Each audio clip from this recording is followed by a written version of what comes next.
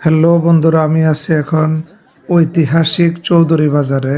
এই বাজারটা প্রতি সপ্তাহে শনি এবং মঙ্গলবারে বসে। এই দেখুন, বাজারের এক পাশে আছে বকরি, প্রত্যেক সপ্তাহে বকরি উঠে। আর এক পাশে মুরগি, এই হাঁস মুরগি কবুতর শাকসবজি সব কিছুই উঠে এই বাজারে। অনেক পুরাতন একটি বাজার। 13 নং জগন্নাথ দিঘি 14 গ্রাম থানার অধীনে এই বাজারটা, কুমিল্লা জেলার অন্তর্ভুক্ত। মোটামুটি অনেক মানুষজন এই বাজারের আশেপাশে গ্রাম থেকে এসে বাজার করে। এক পাশে মাছ মাংস সব কিছুই পাওয়া যায়, আশেপাশের লোকজনের চাহিদা মেটায়। আজকে আমরাও আসলাম, কিছু শাকসবজি মাছ মাংস নিয়ে নিলাম।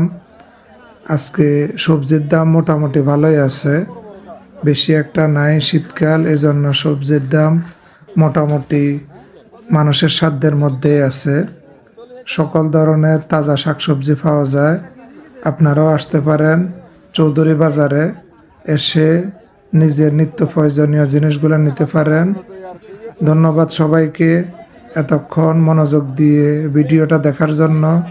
আবারও দেখা হবে নতুন কোনো